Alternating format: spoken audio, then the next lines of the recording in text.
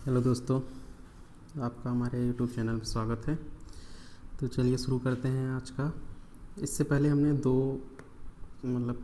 दो मॉक कर लिए हैं, जो कि CGL 2025 के PYQ हैं। आज से हम प्रैक्टिस मॉक करेंगे, क्योंकि अब SSC की गाइडलाइंस के मुताबिक हम सेम क्वेश्चन डिस्क्लोज़ नहीं कर सकते, तो इसलिए अब हम उनसे रिलेटेड क्वेश्चन करेंगे। बाकी आप समझदार हैं, समझदार को इशारा काफ़ी। चलिए शुरू करते हैं। तो पहला सवाल देखिए, यदि A का 60%, B का 0.3 और C का 1/6 हो तो ABC का अनुपात।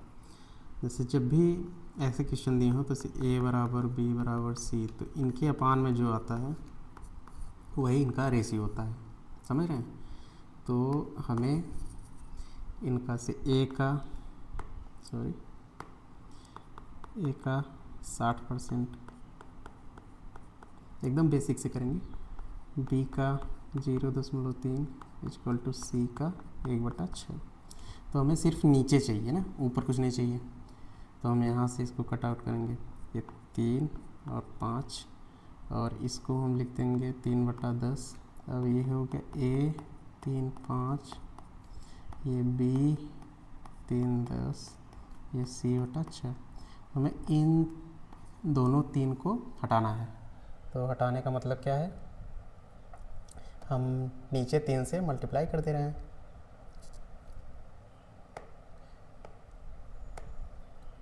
यहाँ 3 से, यहाँ 3 से, यहाँ 3 से, तो ये 3 कैंसिल आउट, ये 3 कैंसिल आउट। अब हमारे पास फाइनल सॉल्यूशन क्या होगा, B/10 C/6। तो हमने बताया था कि A B C का जो रेशियो होगा वो उनके नीचे अपान में जो डिनोमिनेटर है उनके बराबर होगा। तो 5/10/6 जो है A/B/C के बराबर है। 5 10 6, तो ये 6 नहीं भैया, ये 6 3 18 है।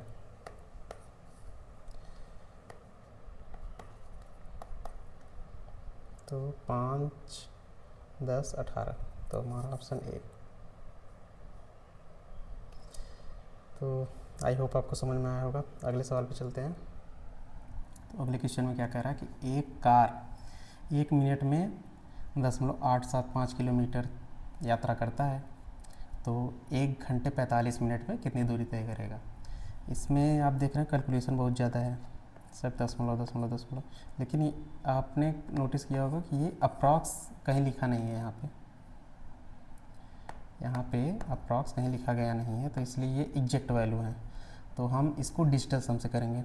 आइए कैसे करते हैं, देखिए। पहले तो ये 1 घंटा 60 मिनट होगा प्लस 45 मिनट, समझ रहे हैं। इसको हम लिख देंगे 105 मिनट, मतलब 105 मिनट में कितनी दूरी तय करेंगे वो हमें मालूम करना है। और 1 मिनट की वैल्यू 1 मिनट में 0.875 किलोमीटर चलता है। तो हमें 105 मिनट में मालूम करना है। 105 मिनट में 0.875 गुणे 105 मिनट, इतना डिस्टेंस वो चलेगा। तो अब हमें इसको सॉल्व करना होगा, तो ये काफ़ी लेंदी होगा, इसलिए हम इसको डिजिटल सम से करेंगे। डिजिटल सम में आपको एक बात ध्यान देना होगा कि नीचे 1 रहना चाहिए। इसमें ऑलरेडी 1 है, तो हमें बनाना नहीं पड़ेगा। और जैसे अगर ऊपर 2 1 3 4 0 5 7/7 है, तो हमें यहाँ नीचे 1 बनाना है। 1 बनाने का मतलब क्या होता है, 4 से मल्टीप्लाई 4 से 28, फिर 8 और 2 को जोड़ देंगे 10, 10 + 1 जो है 1। मतलब संख्या को ऐड करने पे 1 आना चाहिए नीचे। और डिजिटल सम जब नीचे 3 और 9 रहेगा, मतलब 3 और 9 अगर आ गया नीचे डिनोमिनेटर में, तो वो डिजिटल सम वहाँ नहीं लगेगा। तो चलिए देखते हैं इसको कैसे होगा ये। तो इसमें हमें दशमलव ये सब का कोई मतलब नहीं। 8 8 7 15 5 20 को हम 2 लिख सकते हैं, 20 + 0, और ये 6 5 1 6, मतलब 1 + 0 + 5, इसको 6 लिख देंगे। अभी मल्टीप्लाई 6 दूनी 12, और 12 के 1 + 2 लिखेंगे 3। अब हम देखेंगे कौन से ऑप्शन में 3 आ रहा है उनकी अंकों को जोड़ने के बाद। पहली बात तो 9 को हम कैंसिल आउट करते हैं, 9 फिर 8 1 9, ये कट गया, 7 5 12, 12 के 1 + 2 3 हो सकता है, 9 कट गया, 5 4 9 हो गया, 7 6 13, 3 1 4, ये नहीं होगा, 5 हो गया, 5 4 9 हो गया, 4 4 8 हो गया, ये भी नहीं होगा, 9 हो गया, 2 2 4 5 9 8, ये भी नहीं होगा। तो हमारा ऑप्शन है, क्योंकि इसमें 3 आया है और हमें डिजिटल सम से 3 मालूम हो गया है। तो इस मतलब इस मेथड से आपका टाइम थोड़ा सा बचेगा। बस ये देखना है आपको ये करना कहाँ है, मतलब कहाँ लगाना है कहाँ नहीं लगाना है। अप्रॉक्स अगर दिया हो तो आप भूल के भी डिजिटल सम ये सब नहीं लगाएंगे, ना डिजिटल सम ना मल्टीपल, ऐसी चीज़ें नहीं लगाएंगे। अब इसको देखो, अब हमें देखने में लग रहा है कि ये इन दोनों का मल्टीप्लाई ये है सॉरी, इन दोनों का मल्टीप्लाई जो है ये है। तो पहले हम इसको सॉल्व करते हैं। तो 1/7 + √2 प्लस 1/7 - √2। अब इसका एलसीएम लेंगे हम, तो a + b a - b, तो जब भी होगा इसका एलसीएम a² - b²। समझ रहे हैं?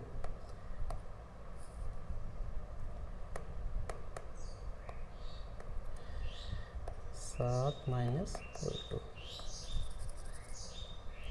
तो इसका हो जाएगा a² - b²। अब जैसे a² - b² है तो a + b और a + b, तो बचा क्या, a - b, 7 - √2 प्लस ये a - b से कैंसिल आउट हो जाएगा, तो 7 + √2 a + b बचेगा। जैसे यहाँ से हमको मालूम हो गया, यहाँ ऊपर ये 14 आ गया और नीचे 49 - 2। तो ये दोनों को सॉल्व करने के बाद ये रिजल्ट आ रहा है और इसमें से सेम यही रिजल्ट सब्सट्रैक्ट करना है, तो हमको 0 मिल गया। समझ रहे हैं? चलिए आगे बढ़ते हैं। यहाँ क्या कहा क्वेश्चन क्या कह रहा है, एक परिवार का भोजन वस्त्र मनोरंजन पर व्यय मतलब एक्सपेंडिचर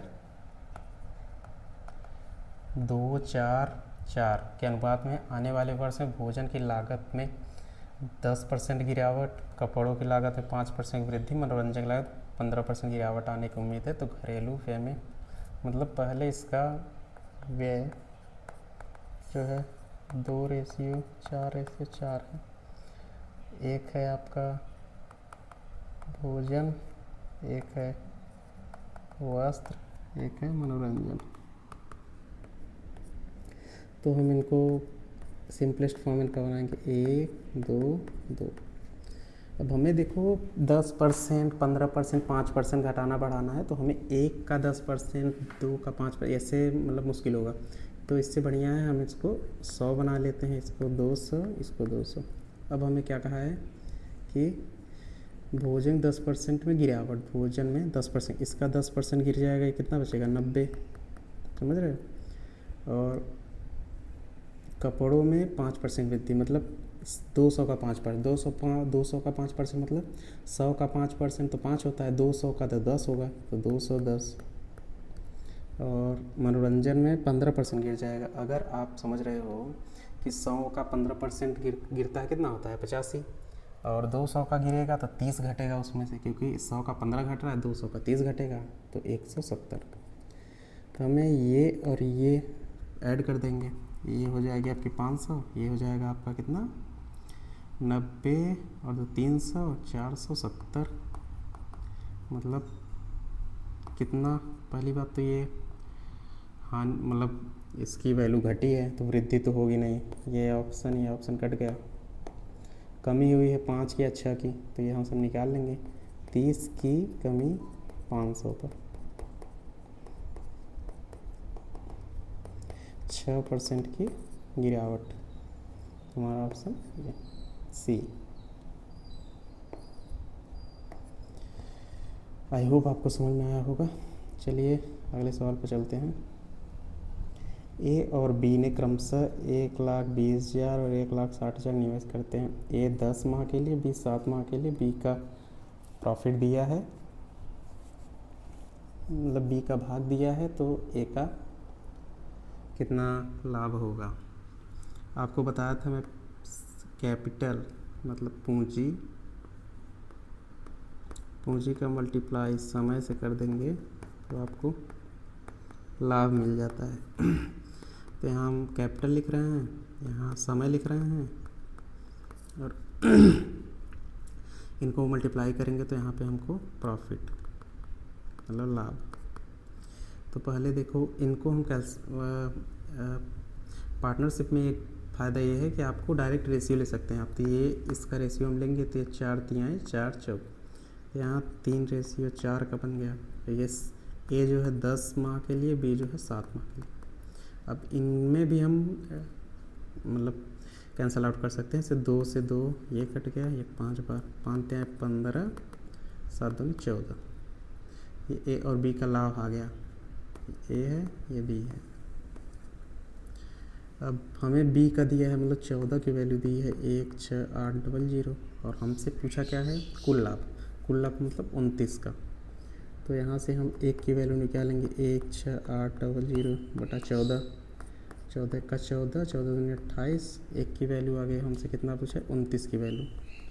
तो 1200 में 29 का गुणा, तो यहाँ से 1200 आ गया, 12 9 108, 10 12 दूनी 24, 10 34, ये इतना पूरा 34,800 पूरा लाभ होगा। वैसे इसमें हम मल्टीपल देख सकते थे, लेकिन वो भी 34 का ही देखना पड़ता, तो इसलिए उससे बढ़िया आप सॉल्व कर लीजिए। अब अगला सवाल देखते हैं। 2 व्यक्तियों ए और बी ने एक खेत किराए पर लिया। वह 6 माह के लिए, मतलब यहाँ ए की बात हो रही है, ए 6 माह के लिए खेत में 21 घोड़े, 2 माह के लिए 15 गाय रखता है। बी 6 माह के लिए 15 गाय और 7.5 माह के लिए 40 भेड़ें रखता है। यदि 3 घोड़े 5 गायों के बराबर हैं, के बराबर भोजन खाते हैं, तो 6 गाय 10 भेड़ों के बराबर खाती हैं, तो ए किराया कितना देगा। यहाँ से हम इक्वेशन बना लेते हैं। इक्वेशन का वैसे नॉर्मली देखेंगे।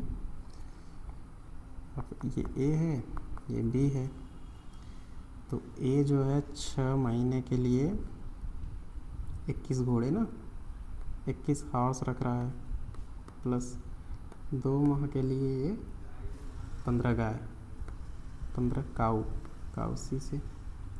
और बी का है 6 माह के लिए ये 15 गाय, मतलब 15 सी, प्लस 7.5 माह के लिए, 7.5 माह के लिए 40 भेड़ मतलब शिप।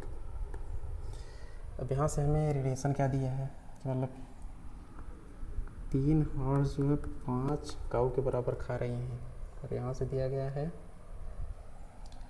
6 काऊ जो है वो 10 शिप के बराबर खा रही हैं। तो हमें देख रहे हैं हम दोनों इक्वेशंस काऊ कॉमन है। काऊ कॉमन होने का मतलब है हम टोटल को काऊ ले रहे हैं, क्योंकि फ्रैक्शन में है वैल्यू, समझ रहे। फ्रैक्शन में होने से ये फ़ायदा है कि काऊ कैंसिल हो, मतलब किसी एक को लोगे जो सब में सेम हो तो वो कैंसिल आउट हो जाएगा। अब जैसे 5/7 यहाँ ए, तो ये ए कैंसिल आउट नहीं हो जाएगा, तो इसलिए यहाँ पे हमको, चलिए तो हम सबको काऊ में चेंज कर देंगे। यहाँ 6 21 और h की जगह 5, h की जगह यहाँ 5/3 काऊ, यहाँ 5/3 काऊ प्लस 2 15 काऊ, यहाँ पे काऊ है तो रहने देंगे।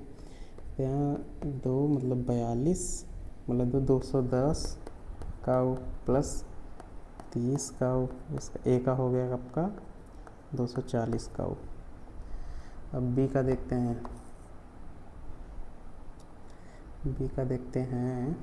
तो ये काऊ है 15 छक्का 90 काऊ, प्लस अब यहाँ से 7.5 महीने के लिए 40 शिप। अब शिप को हम काऊ में बदलेंगे, तो शिप को 6/10 काऊ, 6/10 काउ, यहाँ से एक जीरो से कैंसिल हो गया, ये 90 काउ हो गया, और ये कितना हो गया, ये हो गया आपका 4 साढ़े मतलब 15 30 30 छतरी 18 180, तो ये आपका होगा 270 काउ।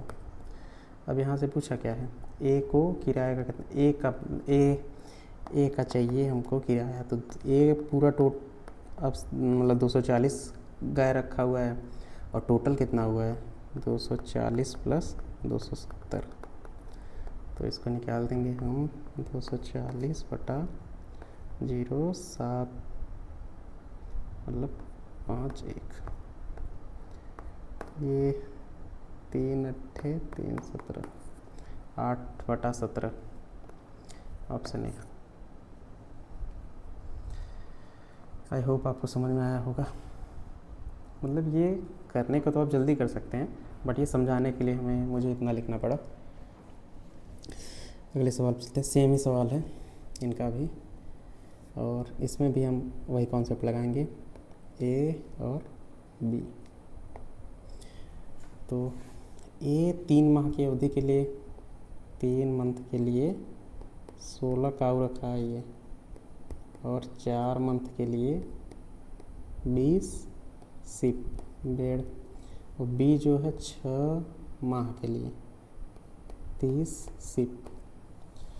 और यहाँ से हमें ये रिजल्ट मालूम होगा कि 4 काऊ के बराबर 8 सिप है, मतलब काऊ के बराबर 2 सिप। ए का भाग मतलब अब हमें यहाँ से देखो, सबको हम किस में रख लें, अगर हम सबको सिप में रख लें तो हमें मालूम चल जाएगा। यहाँ से देखो 3 16 और काऊ के जगह 2 सिप रख लो, प्लस 4 दूनी 80 सिप, ये मतलब 6 96 सिप प्लस 80 सिप, 6 और 17 176 सिप इसमें ए के पास है, समझ रहे हो। और यहाँ 36 18 सिप जो है बी के पास है। तो अब हमें ए का भाग पूछा हुआ है ना किराए का, तो ए का 176 होगा, इसको हम अगर कैंसिल आउट कर लें तो ये भी कैंसिल आउट हो जाएगा, ये होगा आपका, ये तो 90 हो गया, 90 में से 4 कम मतलब 2 कम 88, और ये 44 ये 45, यहाँ से हमारे पास ए हो गया आपका 44, और दोनों का 44 प्लस 45, ये 44/89, ये आपका आंसर है, जो कि ऑप्शन ए है। आई होप आपको समझ में आया होगा। चलिए चलते हैं अगले सवाल पे। यहाँ देखिए 3 छात्रों के 3 समूह का औसत आयु 18 20 22, यदि तीनों समूहों में छात्रों की संख्या का अनुपात 2 3 5, तो कुल औसत आयु क्या है। तो यहाँ से आपको मतलब पहली बात तो पहले ग्रुप में 2 लोग हैं इसके हिसाब से, और दूसरे ग्रुप में 3 लोग हैं, और तीसरे ग्रुप में 1 2 3 4 5 लोग हैं। तो इनका एवरेज 18 है, इनका एवरेज 20 है, इनका एवरेज 22 है। का क्वेश्चन कहने का मतलब ये है। तो हम अब इसको देखते हैं कि इनका हम मल्टीप्लाई करेंगे। देखिए जैसे 18 है, 18 मतलब 18 गुणे 2 प्लस 20 गुणे 3 प्लस 22 गुणे 5, ये सब का टोटल हो गया, टोटल सम हो गया। और कितने लोग हैं 2 3 5 मतलब 10। यहाँ से 18 दूनी 36 60, और ये 110/10, तो ये कितने होगा 6 7 3 9 1, ये हो गया 19.6, ऑप्शन ए। आपको समझ में आया होगा, क्योंकि ये 3 ग्रुप है ना, 3 ग्रुप में 2 लोग का 18 3 लोग का एवरेज 20 और 5 लोग का एवरेज 22 है। तो सबका सम हमको करना है। अगर एवरेज किसी चीज़ का एवरेज निकालना है हमें तो उनका टोटल सम तो चाहिए ना। तो 2 लोग का सम, 3 लोग का सम, 5 लोग का सम, सबका सम हो गया यहाँ पे। इनको ऐड करके कितने लोग हैं? 2 लोग, 3 लोग, 5 लोग, 10 लोग हो गए टोटल। तो यहाँ से हमें एवरेज मालूम हो गया। चलिए अगले क्वेश्चन पे चलते हैं। यहाँ पे दिया गया है कि 11 संख्या का औसत, मतलब 11 संख्या का औसत जो है 68 है, समझ रहे हो। और प्रथम 5, मतलब प्रथम 5 संख्या का औसत 63 और 11 संख्या है। अंतिम 5 मतलब एक कोई यहाँ पे रहा होगा, फिर ये 5 72 है।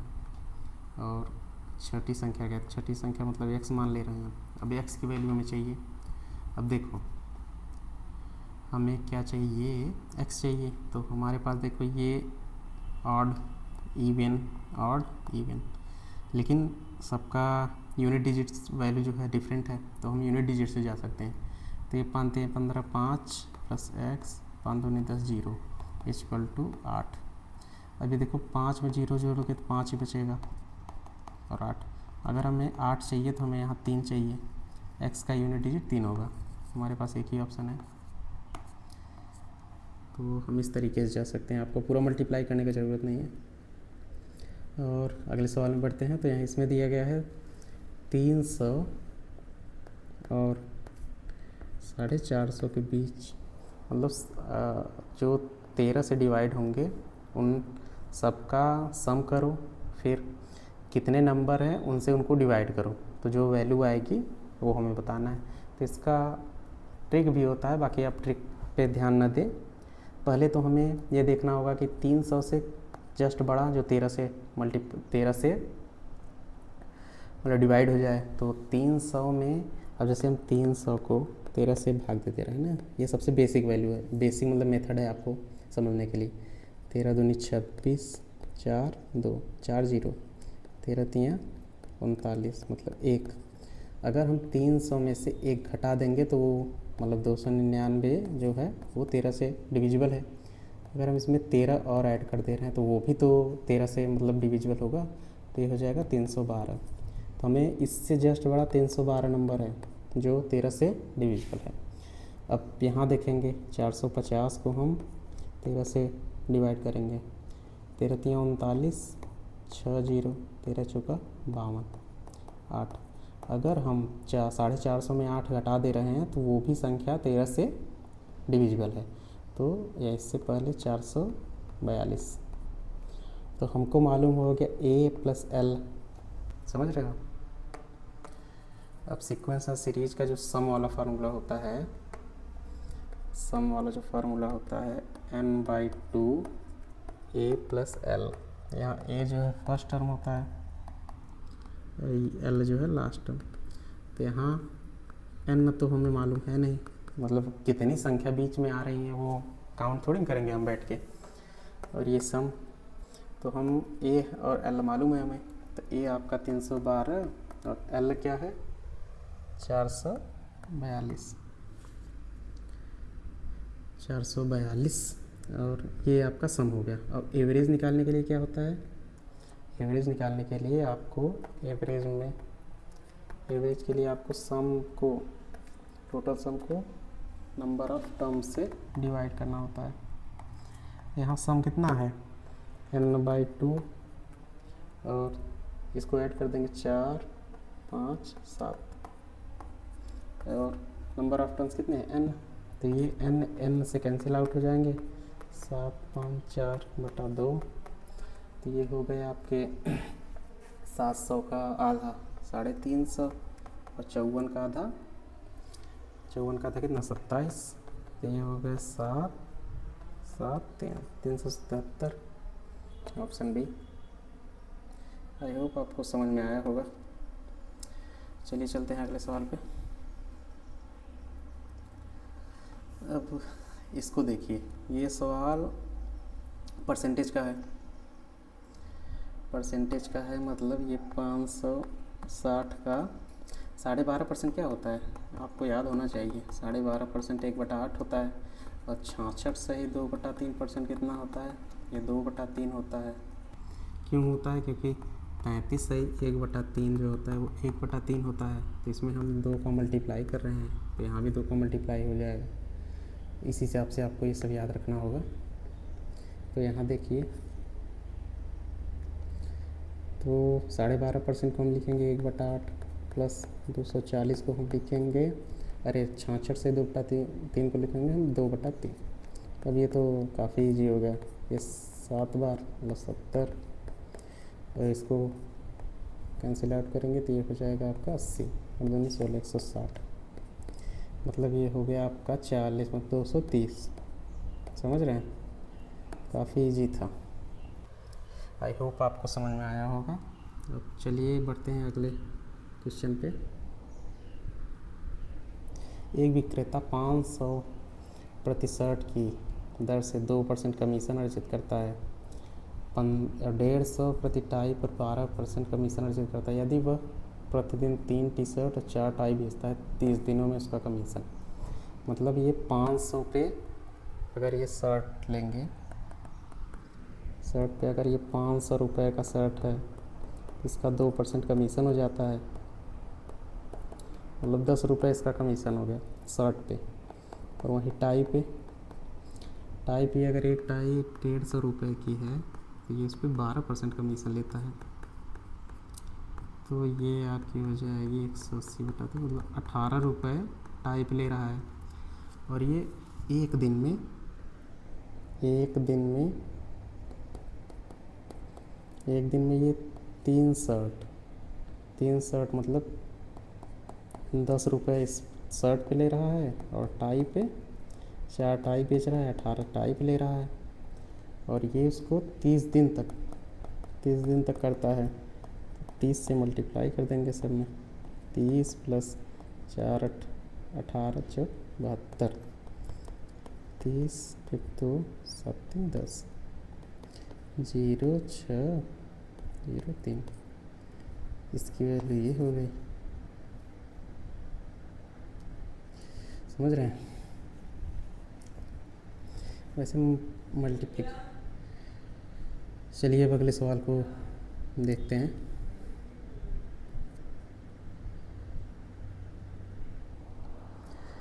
इसमें कहा गया है कि एक फल विक्रेता क्रय मूल्य पर 5% हानि पर बेचता है, लेकिन वास्तविक वजन से 20% कम वजन उपयोग करता है, उसका कुल लाभ। इसमें क्या होता है ना, आपको सिर्फ जो हानि लाभ है उन सबको तो डायरेक्ट लिखना है। जैसे हानि हो रहा है तो 5% का वैल्यू क्या होता है, 5/100। अब इसको लिखेंगे आप 1/20, मतलब 20 की चीज़ जो है अब हानि हो रही तो 19 की हो गई। समझ रहे हैं। और जो ये वज़न है, वज़न में ही थोड़ा सा दिक्कत है। वज़न क्या करना है कि आप वज़न को अगर ऐसे लिख रहे हैं डायरेक्ट, तो ये कम हो रहा है तो मतलब ये 5 का चीज़ 4 में हो रहा है, जबकि ऐसा नहीं होता। वज़न में आपको दूसरे तरीके से देखना होगा। कैसे देखना होगा कि ये वज़न आपके पास, मतलब आपके पास, और ये जो ग्राहक है उसके पास, आपके पास नहीं, इसके यहाँ लिखेंगे हम दुकानदार। अब वो 20% का वज़न कम उपयोग करा, मतलब वो 1000 मतलब 1 किलो का है तो वो 800 ग्राम अपने पास दे रहा है, और ग्राहक को बता कितना रहा है, 1000 ग्राम। तो ये रेशियो बनेगा। समझ रहे हैं आप। प्रॉफिट लॉस पैसे का जो भी लेन देन है उसको आप डायरेक्ट लिखिए, लेकिन जो वज़न का है उसको आप ये देखिए कि दुकानदार जो है वो उतना कम पहले से ही निकाल के दे रहा है, और जो एग्जैक्ट वैल्यू वो ग्राहक को बता रहा है। मतलब इसमें ग्राहक को 1000 मतलब 1 किलो बताया कि 1000 ग्राम है, लेकिन वो अपने पास से कितना दी है, 800 ग्राम ही दिया है, तभी ना उसको 20% वज़न कम दे रहा है। तो इसको हम इस प्रकार से भी लिख सकते हैं, 20 से 19, और ये 800 से 1000।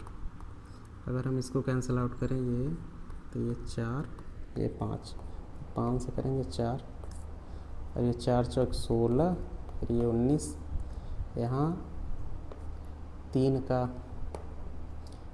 का फ़ायदा 16 पे, 3/16 गुणे 100%। इसको निकालने के लिए सब तो 300 का भाग दे देंगे हम 16 में। 16 का 16, 16 128, 12, 18 से होगा कुछ स्टार्टिंग, ये 18.75। आई होप आपको समझ में आया होगा। चलिए चलते हैं अगले सवाल पे। इसमें क्या कहा जा रहा है कि 2200 में बेची गई वस्तु पर हुआ लाभ 1800 में बेचने पर हुई हानि के बराबर है। तो पहले तो देखो कि इधर सीपी इधर एसपी, एकदम बेसिक मेथड है ये, आप इससे कभी भूलेंगे नहीं। तो यहाँ क्या करना है कि हमें सीधा सीधा बस लिखना है कि ना, तो यहाँ हम सीपी लिख रहे हैं, फिर इसको कितने में बेच दे रहे हैं 2200 में एसपी के जी, फिर लिख रहे हैं सीपी कितने में बेच दे रहे हैं 1800 में। अब देखो 2200 में बेची गई वस्तु पर हुआ लाभ, मतलब इस 2200 पे बेचे तो मुझे कुछ लाभ हुआ, मतलब अगर हम लाभ को x मान लिए ना,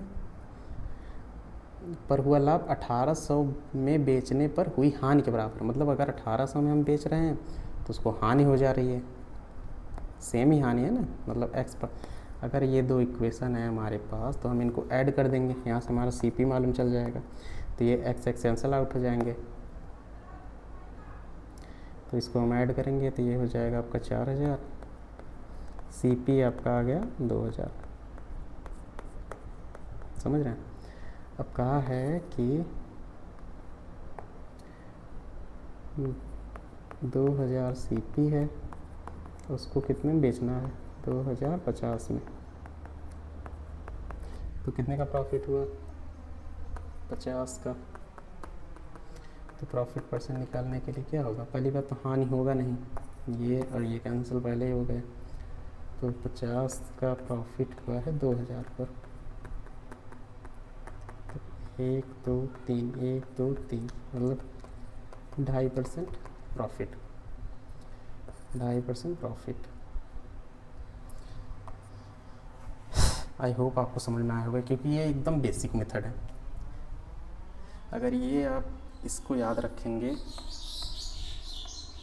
तो आप कभी नहीं भूलेंगे ऐसे सवाल को। अब अगला सवाल देखते हैं। एक मोबाइल फ़ोन विक्रेता एक फ़ोन को P% पर बेचता है और 20% लाभ कमाता है, 20% लाभ कमाता है। एक विशेष त्यौहार ऑफर के लिए वह उसी फ़ोन का अंकित मूल्य ₹1.5 P रखता है, मतलब P का 1.5 गुना कर देता है। इस ऑफ़र में वह 10% छूट देता है और त्यौहार ऑफर के दौरान उसे कितने % लाभ होगा। मतलब इस सब के लिए पहले तो देखिए यहाँ CP होता है, ये SP होता है, ये MP होता है। तो पहले कह रहा है कि ये 20% लाभ कमा रहा है, तो लाभ जो CP से SP लाभ होगा ना, ये 5 से 6, समझ रहे हैं। अगर ये P रुपए में इसको कह रहा है P रुपए ना, हम इसको 6P मान ले रहे हैं, ये 5P हो गया। अब क्या कह रहा है कि वह अंकित मूल्य 1.5 मतलब 1.5 गुना, सेलिंग प्राइस का 1.5 गुना, इसका 1.5 गुना, समझ रहे हैं। 1.5 गुना मतलब समझ रहे हैं 9P रखा है इसका वैल्यू, और वह 10% की छूट भी दे रहा है, 10% की छूट दे रहा है। तो उसे कितना 10% का छूट दे रहा है, मतलब इस पर 10%, मतलब इसका 90% वैल्यू कितना होगा 8.1P। अब ये नया जो इसका SP है वो ये है। अब CP से नए SP का प्रॉफिट पूछा गया है, समझ रहे हैं। मतलब 5 से 8.1, तो 5 पे मतलब 3.1 का प्रॉफिट, ये वैल्यू पूछी है।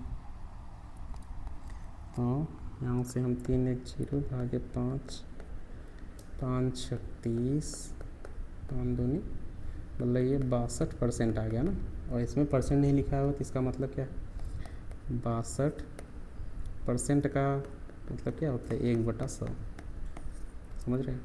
यहाँ आ गया 100, इसको हम लिखेंगे 10.62, जैसे हम यहाँ पे लिख रहे हैं कि ना, इसको कैसे लिख रहे हैं, पहले तो इसको समझो। अगर हम 3.1/5 कोई फ्रैक्शन है, इसको परसेंट में बदल रहे हैं, तो हम 100 ऊपर गुणा करेंगे, 100 नीचे गुणा करेंगे। कोई डिफरेंट तो है नहीं इसमें। अब मतलब ये तो कैंसिल आउट हो जाएंगे ना, ये तो अब हम 100 को, ये वाले 100 को रखते हैं, बाकी इसको हम, ये 1/100 हो गया ना, इसको हम लिख देते हैं परसेंटेज। तो यहाँ से ये वैल्यू आती है। आई होप आपको समझ में आया होगा। अगले सवाल पे बढ़ते हैं। एक दुकानदार ने एक वस्तु पर उसके क्रय मूल्य से 25% अधिक अंकित करता है सेल के दौरान। एक फार्मूला होता है, ये आपको याद रखना है, क्योंकि वो डायरेक्ट मतलब सवाल बन जाते हैं इससे। MP/CP = 100 minus D%। D यहाँ डिस्काउंट होगा, 100 प्लस P%, यहाँ प्रॉफिट होगा। तो अगर क्या कह रहा है, एक दुकानदार अपने वस्तु पर उसके क्रय मूल्य से 25% अधिक अंक, मतलब CP है वो CP अगर 25%, CP अगर 4 है तो MP उसका 5 है, समझ रहे हो। और सेल के दौरान 10% की छूट देता है, मतलब 100 में से 10% छूट दे रहा है, उसको कितना प्रॉफिट होगा, यही पूछा गया है, समझ रहे हो। तो इसको हम अब डायरेक्ट कर लेंगे। ये 5 4 गुणे 100 प्लस P/90, तो 90 को इस साइड भेज देंगे, तो यहाँ से हो जाएगा 90 गुणे 5/4 बराबर 100 प्लस P। 4 मतलब 45, 22.5%, बचे हम 25, हासिल 2, 5 दूनी 10 2 12, हासिल 1 5 10 मतलब 12.5%, 112.5। तो 100 से कितना ज़्यादा है, 12.5%। पी की वैल्यू कितनी आ जाएगी, 12.5% प्रॉफिट, यहाँ 12.5%। आई होप आपको ये सवाल समझ में आया होगा। चलते हैं अगले सवाल पे। इसमें क्या कहा गया है, एक दुकानदार अपने माल का क्रय मूल्य 60% अधिक अंकित करता है। वह अंकित मूल्य पर 25% की छूट देता है। यदि वह 150 रुपये की अतिरिक्त नकद छूट भी देता है तो फिर भी क्रय मूल्य पर 14% का लाभ अर्जित करता है, तो माल का क्रय मूल्य। तो सिंपल बेसिक फार्मूला, ये CP, ये SP, ये MP ना, इतना जानते हैं। एक दुकानदार ने अपने माल का क्रय मूल्य 60% अधिक, मतलब अगर हम इसको 5 मान रहे हैं, 5x, तो अंकित जो MRP है वो 60% अधिक है, मतलब 8x। 60% का मतलब क्या होता है, 3/5। अगर ये 5 है तो 3 बढ़ गया, उस पर 8 हो गया। अब वह अंकित मूल्य पर 25% की छूट देता है, इस पर 25% की छूट दे रहा है, इस पर 25% छूट दे रहा है, मतलब 8x का 25% मतलब 1/4, बचा कितना, 3/4, मतलब 6x की वैल्यू हो गई यहाँ पे 6x। अब यदि वह 150 रुपये की अतिरिक्त नगद छूट देता है, मतलब इसमें से भी वह 150 रुपये कम कर रहा है, तो CP आ गई, 6x में से 150 रुपये वह हटा के उसको दे रहा है, बेच रहा है, मतलब SP इसकी ये हो गई। तब भी उसको यहाँ से यहाँ तक का प्रॉफिट जो है 14% है। तो इसको हम कैसे मतलब करेंगे, अगर हम पहले तो इसको हम हटा दें। अगर हम 5x का 114% निकाल दें तो ये 6x माइनस 150 रुपये आ जाएगा, समझ रहे हैं। तो इसको कैसे सॉल्व करेंगे, तो यहाँ हम डायरेक्ट सॉल्व करेंगे। ये 0 0 को मतलब इसको कैंसिल आउट ना करें, क्योंकि ये इजी हो जाएगा हमारे लिए। तो 5 का 114 में गुणा कर दो, 5 × 20, तो 5 × 5 = 7, 5 = 600x माइनस 15,000। तो अब यहाँ से आ जाएगा 30x, और ये हो गया आपका 1 2 3, 1 0 1 0 3 500, एक्स का वैल्यू 500, एक्स का वैल्यू 500। तो हमें कितना चाहिए, 5 गुणे एक्स, 5 गुणे 500 मतलब 2500 जो हमारा CP है। आई होप आपको समझ में आया होगा। अब अगले सवाल पे बढ़ते हैं। 45 रुपये प्रति केजी वाली चीनी के लगभग कितने केजी को 32 रुपये की 25 किलो, मतलब 32 रुपये के हिसाब से बेची जा रही चीनी है, उसको 25 किलो के साथ मिलाता है तो मिश्रण को 15% लाभ पर बेचता है, जो कि 43.7 रुपये है। अगर हमें इसकी बेस वैल्यू चाहिए, पहले तो हमें ये जो लाभ है उसको हटाना पड़ेगा। उसके लिए हम अगर 15% मतलब क्या होता है, 3/20। अगर ये 23 की वैल्यू 43.7 है तो हमें 20 की वैल्यू चाहिए। तो 43.7/23 गुणे 20, 43 23 का 23 तो 20, 207, 23 9 मतलब 38 रुपये आ गई उसकी बेस वैल्यू, जो कि अब हमें ये देखो एक 45 रुपये, इसको हम एलिगेशन से लगाते हैं, और एक 32 रुपये बेच रहा है। ओवरऑल वैल्यू वो 38 रुपये बेच रहा है, क्योंकि वो प्रॉफिट होके 43.7 रुपये बेच रहा था, और उसकी बेस वैल्यू जो है वो तो 38 रुपये ही है ना।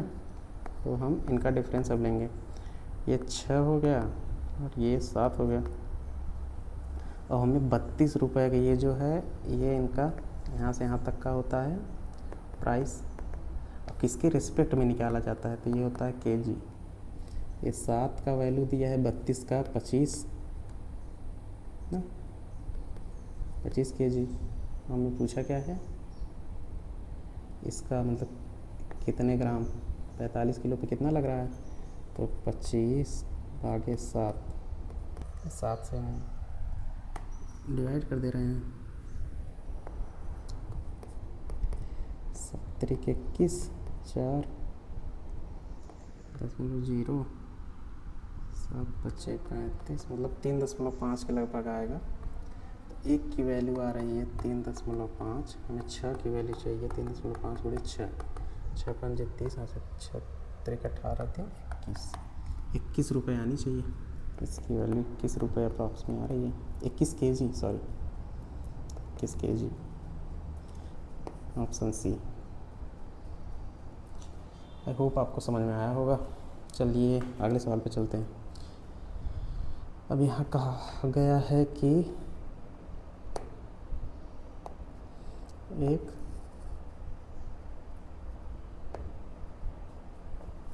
एक कोन है ना, स्फेरिकल कोन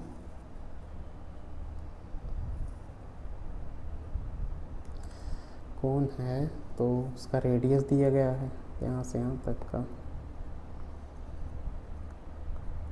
ये 7 है। जो भी अगर मेंसुरेशन का कोई फार्मूला उसको नहीं याद हो रहा है तो हम मेरी 3D मेंसुरेशन वाली वीडियो है वो देख लें, उसमें काफ़ी बेसिक से बताया गया है। आपको मतलब याद करने का ज़रूरत नहीं है उसमें फार्मूला, आप डायरेक्ट बस विजुलाइज करके आप पता कर सकते हैं कि कौन से फार्मूला क्या होगा। और इसका हाइट दिया है 24 13 कुछ है, मतलब स्लैंट हाइट पूछ रहा है। तो ये हमसे ये पूछ रहा है, ये तो एक राइट एंगल ट्रायंगल ही हो गया ना, और ये 24 है, ये 7 है, तो ट्रिपलेट जानते हैं 24 7 25, 25 का ट्रिपलेट होता है, तो 13 को जाए 25 हो गया। चलिए अगले सवाल पे चलते हैं। ए ने बी को 2 वर्ष के लिए 5000 रुपये दिया है, और ए ने सी को 4 वर्ष के लिए 3000 रुपये दिया है। साधारण ब्याज मतलब एसआई है, सिंपल इंटरेस्ट। कुल मिलाकर से ऋण मतलब एसआई जो होता है वो होता है प्रिंसिपल रेट ऑफ टाइम का मल्टीप्लिकेशन बाई 100। ये तो बेसिक फार्मूला है। अब इसको हम कैसे रखेंगे, समझ रहे हैं। पहली बात तो हमारे पास दो लोग हैं, तो ये P1 T1 plus P2 into R into T2 100, ये बनेगा। रेट सेम ही है ना, इसमें देखो कहा गया है प्रतिवर्ष ब्याज की दर, अगर सेम ना होता तो दो ब्याज होते ना। तो यहाँ से SI टोटल SI कितना है उसका 2200 रुपये। पहला प्रिंसिपल कितना है 5000, और पता करना है टाइम 2 साल बाई 100, और दूसरा कितना है 3000 प्रिंसिपल, और पता करना है टाइम 4 साल 100। ये 2 जीरो कैंसिल, ये 2 जीरो कैंसिल, और 1 जीरो 1 जीरो 1 जीरो, मतलब 220 बराबर 10R प्लस 12R। अगर हम इसको करेंगे 220 बराबर 22R, R की वैल्यू यहाँ से 10%,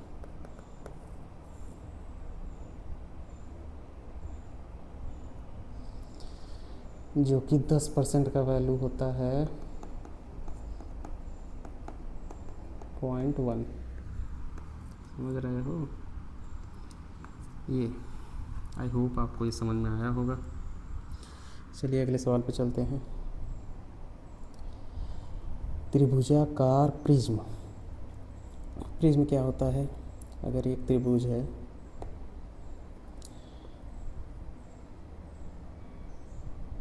समझ रहे हो, ये त्रिभुज है,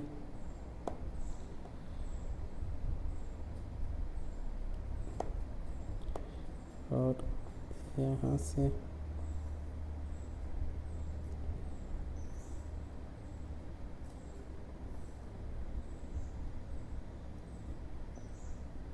ये प्रिज्म है। अब प्रिज्म में आपको देखना होगा कि वॉल्यूम कैसे निकलता है। वॉल्यूम की वैल्यू होती है बेस का एरिया, समझ रहे हैं, इनटू परपेंडिकुलर हाइट, ये वैल्यू निकाला जाता है। तो पहले कह क्या रहा है, आधार का मतलब बेस का एरिया जो है वो 25 दिया हुआ है, और परपेंडिकुलर हाइट कितनी दी हुई है 10 सेंटीमीटर, मूल ऊंचाई 10 सेंटीमीटर, मतलब एच भी थी जो उसकी यहाँ से लेके यहाँ तक होगी बीच में ना, बाकी कहीं भी ले लो अब बात एक ही पड़ेगा, एच जो है 10।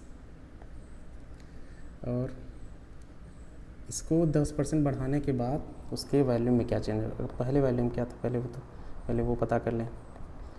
तो बेस का एरिया इंटू परपेंडिकुलर हाइट, अब का वैल्यूम क्या है, अब का पहले का वैल्यूम 250 होता था, अब का वैल्यूम 25 पूरे। अब ये 20%, 10 का 20% कितना होगा 12, मतलब 2 होगा तो 10 में 2 ऐड कर दोगे तो 12 120% हो गया सर। तो 12 पंजे 60, 6 12 दूनी 24, 6 30, अब 300।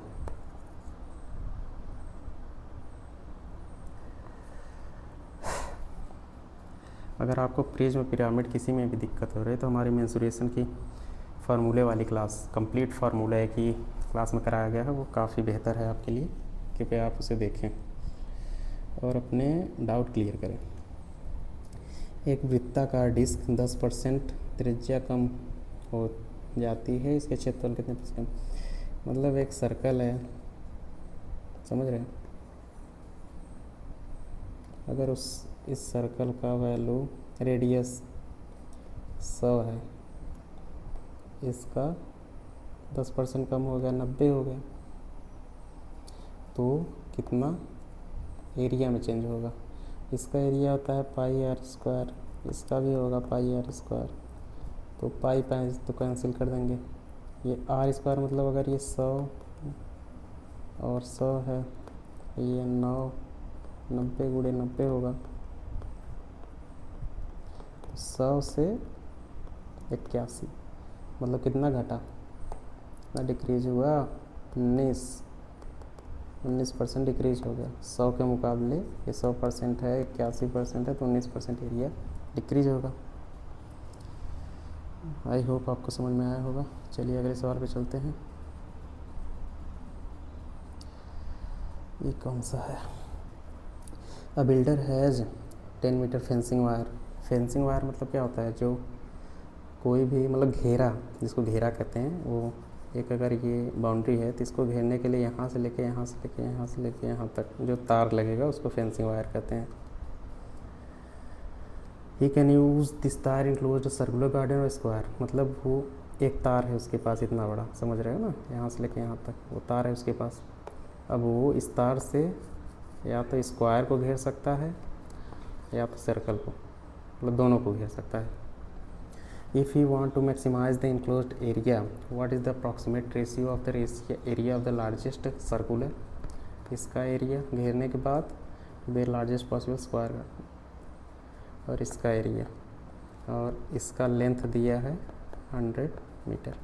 अब इसको समझो, ये यहाँ से लेके यहाँ तक एक रस्सी है पूरी ना, फेंसिंग मतलब अगर उस रस्सी को यहाँ से लेके यहाँ से यहाँ तक कर दें, इसका पेरीमीटर जो होगा वो 100 होगा ना।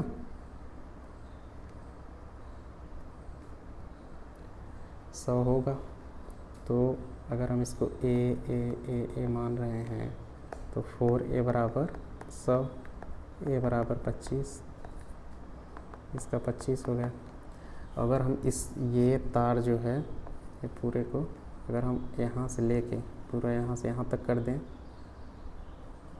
फेंसिंग कर दें, तो ये भी तो उसका सरकमफ्रेंस होगा, पेरीमीटर होगा। तो इसका वैल्यू क्या होगा? 2πr बराबर 100, 2πr बराबर 100। यहाँ से हम r को फाइंड करेंगे 50/π, r की वैल्यू हो गई। अब हमसे पूछा क्या है? दोनों का एरिया का रेशियो। तो पहले सर्कुलर का इसका एरिया पहले निकालेंगे। इसका एरिया निकालने के लिए πr²,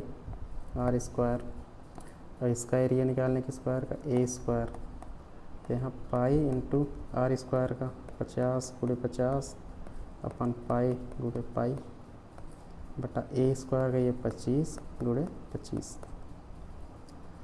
तो ये हो गया पाई से पाई कैंसिल आउट हो गया, तो 25 25 2 मतलब ये 4/22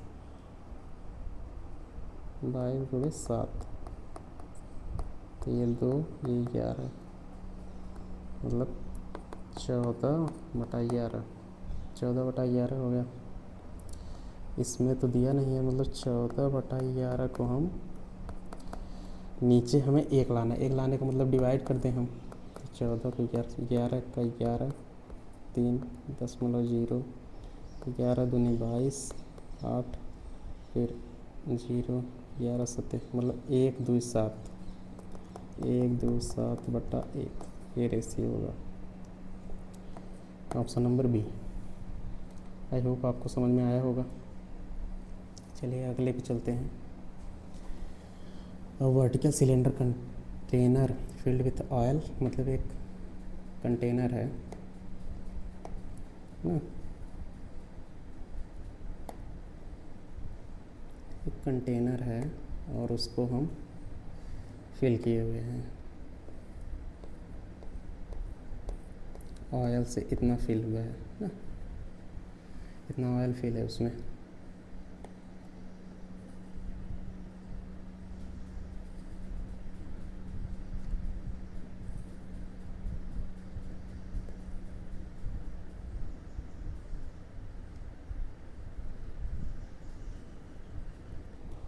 एक सेकंड, इतना ऑयल फिल है उसमें, और कहा क्या गया? एक सॉलिड हेमिस्फेयर स्टोन ना, मतलब सॉलिड मतलब स्फेयर जो होता है वो पूरा होता है 3D में, उसका आधा हमें चाहिए, समझ रहे हैं? आधा मतलब इतना।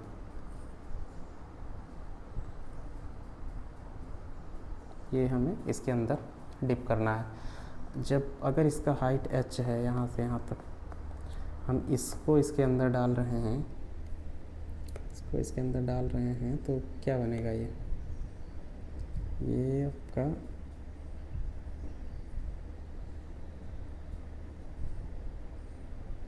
ये हो जाएगा। तो अगर हम इसमें डाल रहे हैं तो इसका इतना एरिया जो है ये तो डिस्प्लेस होगा ना, इसकी वजह से इसका थोड़ा सा एरिया ये बढ़ेगा, मतलब ऑयल जो है इतना ऊपर आ जाएगा। तो हमसे पूछा गया है कि यही जो बढ़ा गया है, इसका हाइट जो बढ़ा है वो 3 सेंटीमीटर से बढ़ा है, समझ रहे हैं। और हमें इसका सॉलिड हेमिस्फेयर का इसका हमें दिया गया है रेडियस 7। रेडियस यहाँ से यहाँ होगा ना, यहाँ ये 7 है। और हमें पूछा क्या है सिलेंडर का, हमें यहाँ से यहाँ तक का रेडियस पूछा गया, तो हमें सिर्फ इसका निकालना है, यहाँ से यहाँ तक का।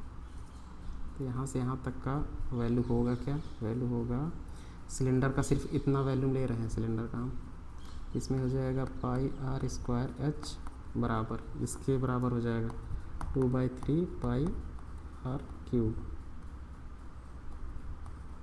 तो पाई से पाई कैंसिल आउट। अब ये सिलेंडर का r² हमें पता करना है।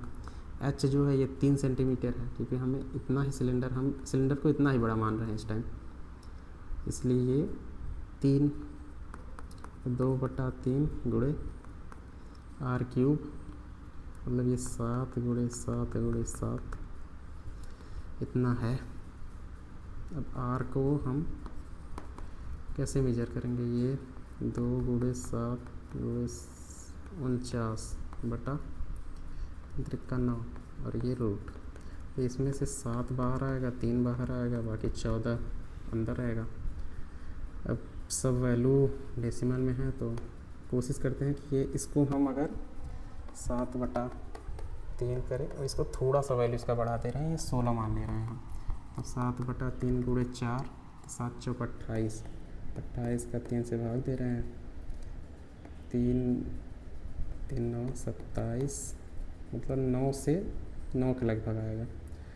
तो 9 से हल्का सा कम, क्योंकि हम लोग 14 को 16 बनाए हुए थे, 9 से थोड़ा सा कम आएगा, 9 से थोड़ा सा क्या है 8.73। तो आई होप आप लोग समझ गए होंगे। और लास्ट सवाल, a sector of a circle has an central angle of 120 radius, मतलब एक सर्कल है उसका सेक्टर एंगल ये 120 डिग्री दिया हुआ है, 120 डिग्री, और रेडियस 7 दिया हुआ है। और दूसरा सेक्टर है of the same circle has the central angle 2/3 पाई। तो इसका हम एंगल देख लेते हैं, 2/3 गुणे 180 तो 60, ये तो सेम ही है, 120 डिग्री इसका भी है, मतलब अगर इसी पे बना रहे हो तो सेम यही बनेगा, समझ रहे हो, सेम यही बनेगा। What is the ratio of the area of the front, मतलब सेम है तो 1:1 हो जाएगा, इसमें और क्या चेक करना है। आई होप आपको समझ में आया होगा। तो आज के लिए इतना ही, बाकी आगे देखते हैं कल का। और कृपया आप लोग शेयर करिए, लाइक करिए, सब्सक्राइब करिए। धन्यवाद।